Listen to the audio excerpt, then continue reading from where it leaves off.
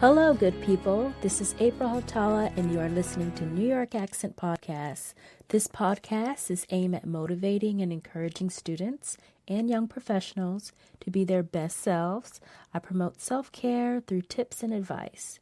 Today is January the 24th, 2020, and this is episode 3, where I discuss stress management. Let's get into it. Protect your peace at all costs. It's all you have to keep you together, to keep you focused, and to keep you sane. Wake up to soothing sounds or inspirational music, not a loud alarm clock that just blares this insane cacophony of noise. Take time for yourself. While the house is still quiet, take time to stretch or meditate or read a book. Have a cup of coffee or tea. Just relax your mind and prepare for the day. Think about how you want your day to go. See yourself having a smooth commute. See yourself being productive. Night before, you should prepare what you will wear, what you'll have for lunch or snack. If you're a prepper like me, I like to have my prep lunch for the entire week, and I will do it on Sunday. So everything is packed and ready to go. And for snacks, I always like a piece of fruit is always good. It stays well. It doesn't like spoil or spill out in your bag or anything. But like me, in the morning, I like to ignite my senses. First thing I do is light an incense of sandalwood. A lot of people think that incense are old school, but actually they're eco-friendly. I don't like a lot of aerosol sprays to like freshen the house. I like incense, and my favorite so far, I just tried this new scent. It's called sandalwood, and it's really refreshing.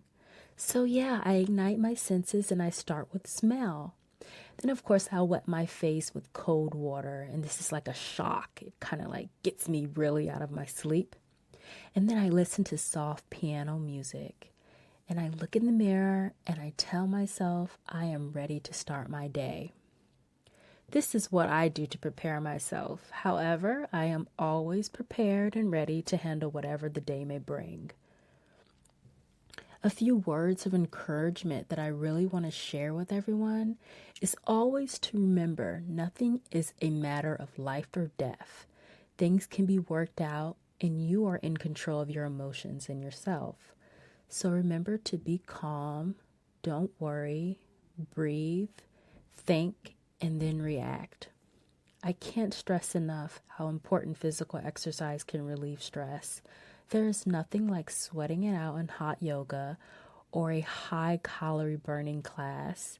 And jogging outdoors is probably one of the best ways to relieve stress. Just being in nature, breathing fresh oxygen through your lungs, it will help increase your muscle expansion, which is also going to make your muscles formulate a little bit faster and stronger.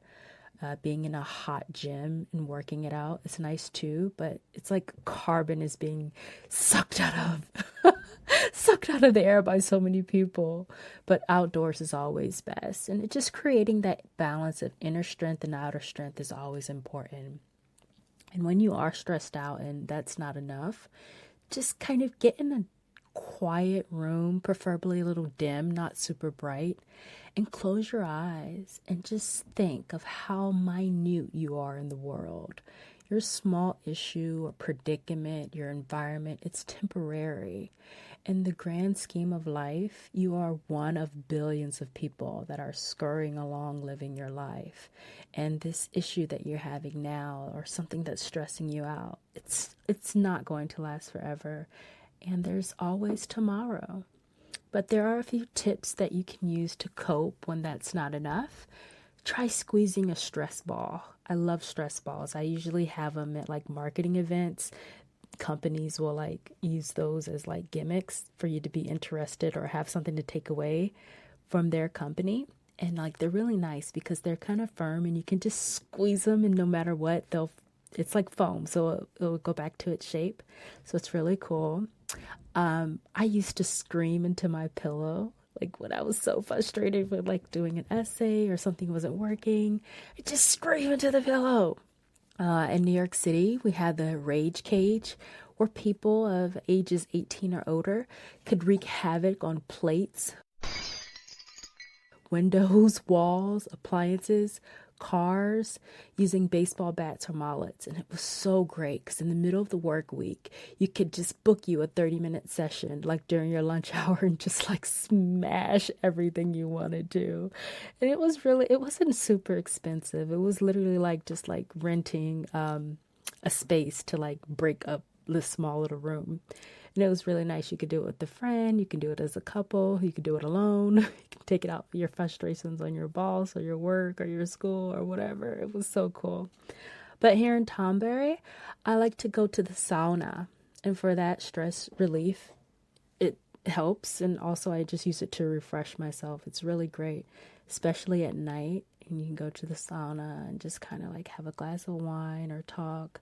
And it's really great. I mean, I've had friends even cry in the sauna. It's kind of a place to let out your dramas and talk to people and get your stress out. It's really great.